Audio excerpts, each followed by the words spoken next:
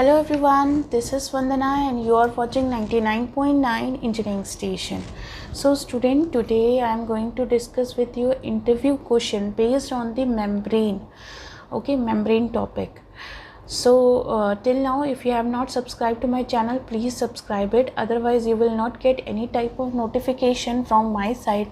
And one more important thing is that you have to follow me on Telegram, because in Telegram I used to post many important questions, numerical short notes and many more things. So follow me there and subscribe my YouTube channel. So without further ado, let's get started with the lecture. So the first question is, what are the three primary requisites of the membrane? So the answer for that is, first one is the selectivity should be good, but the bipolar membrane layer are also permeable to salt condense, not only to the water splitting product in respective layer. The second point is, permeability should be unlimited, but the membrane layer from the additional resistance to ion transport. And the last one is, the longer term stability should be guaranteed, but the chemical stability, especially against concentrated alkali solution, is too low at normal temperature encountered in electrodialysis. So these three are the requisites of the membrane, primary requisites of the membrane. So you have to remember all these things. Now come to the second question, that is based upon the how membrane are classified and what are the application of non-porous membrane. So for that we have to first define the classification of the membrane. So the first one is the microporous membrane. Okay, so the microporous membrane, it discriminate according to size or particles or module. Okay, and the second one is non-porous membrane, discriminated according to chemical affinities between the components and membrane materials. Under this non-porous membrane, we also going to study about the microporous membrane, has rigid, highly porous structures with randomly distributed interconnected pores. However, these pores differ from those in the conventional filter by being extremely small, of the orders of 0.01 to 10 micrometer in diameter. Okay, so any membrane, porous or non-porous, will act the some extent as a microporous medium. Okay, this and another thing is that all the particles layer than the larger pores are completely rejected by the membrane, and particles smaller than the largest pore but larger than the smallest pore are partially rejected. According to the pore size distribution of the membrane, particles must smaller than the smallest pores will be passed through the membrane. Thus, the separation solute by the microporous membrane is mainly a function of molecular size and pore size distribution. In general, only the modules that differs considerably in size can be separated effectively by microporous membrane, for example, ultrafiltration and microfiltration. Now another thing is that non-porous dense membrane consists of dense film through which the permeate and are transported by diffusion under the pressure, concentration or electrical potential gradient as a driving force. So the separation of different component of the solution is related directly to their relative transport rate within the membrane based on their based upon their diffusibility and solubility in the membrane material. An important property of non-porous dense material is that even permeate of similar size may be separated when the concentration in the membrane material differs significantly.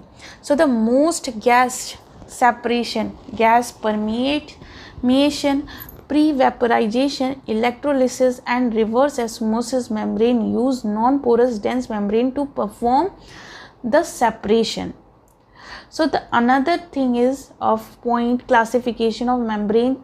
Membrane can be symmetrical or asymmetrical. Okay, so if you talk about the symmetrical membrane can be porous or dense, but the permeability of the membrane material does not change from point to point, are widely used in research and development and other laboratory work, but rarely used commercially because the transmembrane flux is too low for practical separation process. If we talk about the asymmetric membrane, on the other hand, typically have a relatively dense thin surface layer supported on the open, often microporous substrate. The surface layer generally perform the separation and is the principal barrier to flow through the membrane. The open support layer provides mechanical strength. In industrial applications, symmetrical membrane have been almost completely displaced by asymmetrical membrane, which have much higher fluxes. So the ceramic and metal membrane can be both symmetric and asymmetric membrane. Okay, so in liquid membrane, the barrier is the liquid phase, often containing dissolving carriers that selectively react with a specific permeate to enhance their transport rate through the membrane. So the third question is, how are the membrane chosen? The choice of the membrane strongly depends upon the types of application. It is important which of the components should be separated from the mixture and whether this component is water or the organic liquid. So generally the component with smallest weight fraction in the mixture should be preferentially be transported across the membrane. Okay. So the fourth question is, classify membrane material. Membrane are generally made from natural or synthetic polymer. Natural polymer includes rubber, cellulose and wool. Synthetic membrane are of long linear chain, branch chain or three-dimensional high cross-link structure. They are either thermoplastic or thermosetting type. Thermoplastic materials soften at high temperature and soluble in organic solvent, where the thermosetting type do not soften at high temperature and almost insoluble in organic solvent. They can be glassy or crystalline. Glassy polymer become rubbery near glass transition temperature and can operate above or below the glass transition temperature. Crystalline polymer must operate between their melting temperature.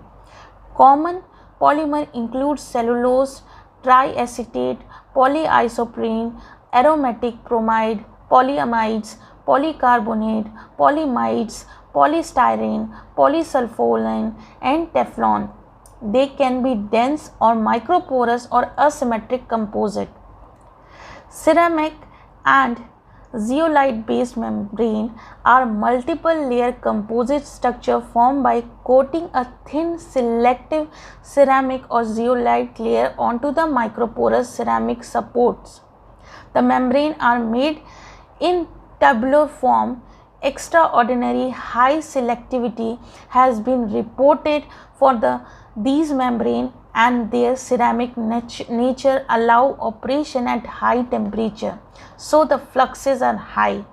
These are very expensive to make.